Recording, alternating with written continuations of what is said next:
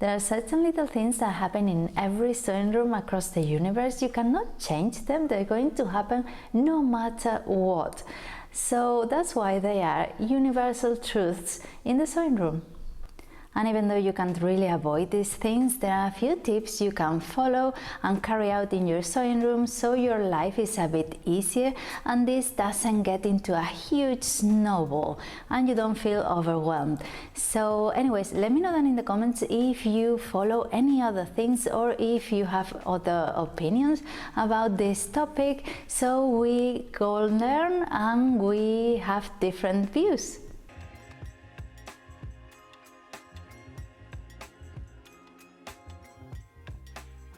The first one and most obvious one is that the sewing room is always dirty. Not dirty as in rubbish dirty, but dirty as in dust. There are pieces of material all the way around and pieces of thread as well, and that generates a lot of lint and dust, and it's something you cannot really avoid. It's a workshop, you're doing stuff, you're creating stuff, and it's something inevitable. And the solution is to tidy up and clean every time you finish a project. It's a simple solution, but it's quite difficult to do. I find it hard myself because you finish something and you don't want to be cleaning up after yourself, but it's the best thing you can do. It gives you such a peace of mind to come here the next day, the day after, and find everything on its place and everything clean. And much more important, when you drop something, you can find it on the floor.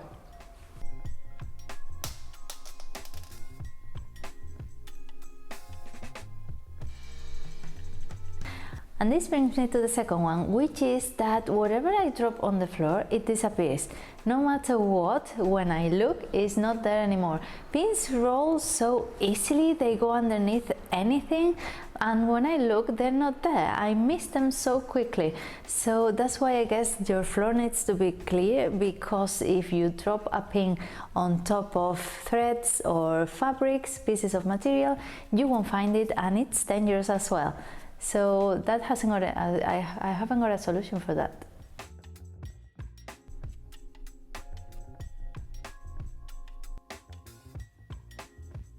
And because pins get lost so easily, or you can even leave them on a garment you're going to try on, I always count them when I put them in and take them off a garment or something I'm sewing, because I'm afraid of that. So I put 5 pins and I'm taking off 5 pins.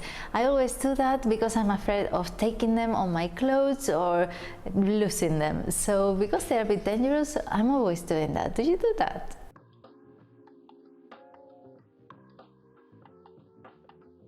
And one thing that always happens is that your scissors, your seam ripper or your pins are never nearby, are never by hand whenever you need them. You're trying to do something, you're holding something, you need a pin and it's not there. You're going to start cutting and your scissors are on the other side of the sewing room. That's always going to happen. And the solution is to have extra tools. I have my good scissors on the cutting table, as well as a bigger pin cushion and seam ripper. But then here next to the sewing machine I have another pin cushion, another set of scissors and seam rippers, because when you're sitting here you might need it. If you're taking off all the pins, you need a place to put them so they don't roll on the floor, and you might need to cut something or rip a little seam, so you don't need to get up and go over there, get it and come back. It's not such a big deal, but if you have to do it 25 times it becomes so. So that's a good solution, to have extra stuff. One thing that's going to happen to you at some point in your sewing life is that you're going to take off, you're going to rip the seam you didn't want to, the good one. For example, you're sewing a cushion or a garment and you have 2 seams and one of them looks a bit wonky and you think, oh, let's rip it off and make it better. Let's sew it better because I can do it better. And then you realize you just ripped the good one, the one that was okay, and the wonky one is still there. That's happened to all of us, and you can make something to avoid this, and it is to mark the one you're going to rip With your tailor's chalk you can mark the one you want to rip, and that way you don't confuse it.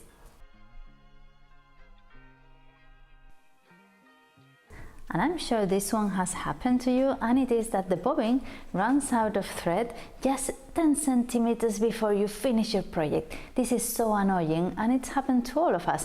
You're sewing and you think, oh, I'm going to finish, and there goes the bobbin. No, you're not. That's happened to all of us. And not only when you're almost done with a project, the bobbin is specially known for running out of thread at any time without you realizing. I'm sure it's happened to you. You have a pair of curtains to sew, long seam ahead, and all of a sudden you realize that for the last 15 minutes you've been sewing air.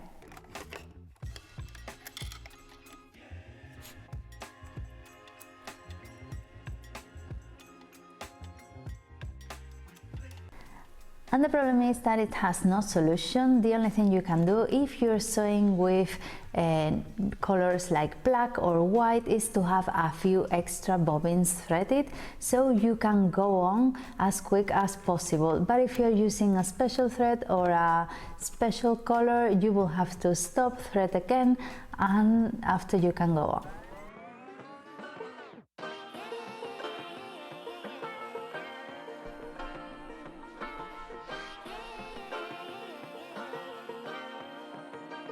And these are just 7 of the 1,000 things that happen to us in the sewing room daily. I hope you've enjoyed it. If you're new around here, consider subscribing. I would really appreciate it. It helps the channel a lot, and that way you don't miss anything, because I upload a video once a week. Although this month is twice a week, so go on and subscribe and give it a like, because it's also really appreciated. And I leave you here a link about talking in the sewing room, talking about stuff in the sewing room, which is really helpful. It has everything from sewing room tours to cleaning and organization and frustrations, talking about frustration, different magazines you can get and what they bring, and what else, good habits in the sewing room essentials, and things I wish I had known before I started sewing. So I leave it here, so don't go just yet, you might enjoy it.